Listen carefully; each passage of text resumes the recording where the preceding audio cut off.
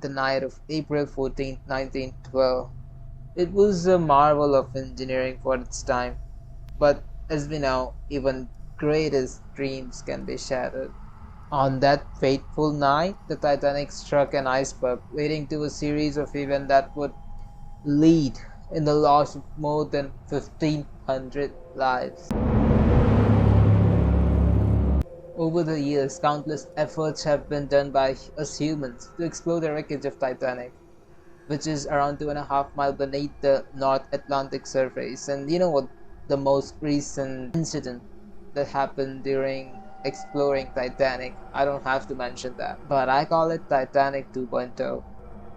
Certainly, there are a lot of conspiracy theories about the Titanic ship, but let me introduce you with one of them, the twin sister. It says the real Titanic never sank. Yeah, you heard it right. The real Titanic never sank. It was its twin sister, which was the Olympic. Let me give you some context about this. Olympic was this ship that looked identical to Titanic, and in the year 1911, it had a crash with another ship, which led it to have several damages. So J.P. Morgan, who owned the company which made these ships come to life, he wanted the insurance money for the Olympic, but the insurance for Olympic was not registered. So what he did was he scrapped off the paint of Olympic and painted it with the name of Titanic. So it was the Olympic that went through the journey, and the whole crash was planned by him. I have something for that. JP Morgan cancelled his ticket few moments ahead of Titanic left the place. And you know what? The ship had few of his business rivalries. So it was a win-on-win situation for him. And at the end, when Olympic said, which was known to be Titanic, he got the insurance money basically. So he got what he was behind. I've got another crazy theory about this ship. Jack, the time traveler. Some people believe that Jack from the movie was a time traveler. Yeah, he was from the future, whose sole purpose in life was to make this ship Titanic sink. You don't believe me? Let me prove it to you. You might remember when Jake told Rose that he went to Lake Visoda with his dad for fishing. But the crazy thing is, Lake Visoda never existed when the Titanic incident took place. It was a man-made lake which came to life way after the Titanic incident. And later, when he told her that he will take her to ride a roller coaster in St. Monica Pier, well, that never existed either. It was 5 years later that the roller coaster came to life. And on the top of this, some people believe that his hairstyle didn't fit the hairstyle back in 1912 at all.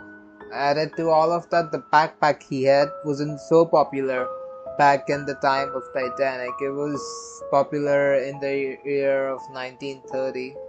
And the real question is, if all of this was true, then why Jack wanted Titanic to sink? I'll leave this question for you all, and I welcome all the answers, all your theories that you post in the comment section. I'll read all of them. A crazy mummy. And then there's this theory about a mummy. Here's the deal. Titanic was carrying artifacts from the British Museum, including what's said to be a cursed mummy named Amindra. This mummy was supposed to bring bad luck to anyone who had it. It's a bit like the idea of the curse of pharaohs. Now, according to this theory, the mummy brought bad luck to the ship, which made the Titanic sink. Titanic and the coal fire conspiracy. Now we all know that Titanic was a massive ship, right? That's what it was famous for. But do you know, there's a theory that a coal fire might have played a part in this disaster. Let's break it down. So, before the Titanic set sail on its maiden voyage in April 1912, there was a fire in one of its coal bunkers.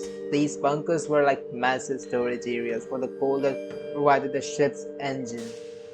Now, this fire wasn't uncommon back then. It would happen on many steamships, but the conspiracy theory suggests that this fire was a bigger deal than the crew let on. Some people believe that the coal fire weakened the ship's structure over time. which made it more vulnerable to damage it when it hit the iceberg. Essentially, it's like having a weakened foundation for a building. It's more likely to crumble in a disaster. Now, let's be clear. This theory is not universally accepted. Many experts argue that even with the cold fire, the Titanic was still designed to withstand iceberg collisions. There you have it, the cold fire conspiracy of the Titanic. Isn't it fascinating?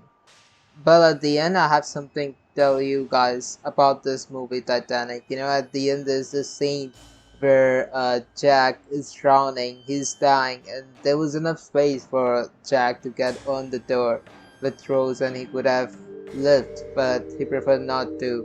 Well, James Cameron, who's the filmmaker of this film Titanic, really tested this out if they both could have survived.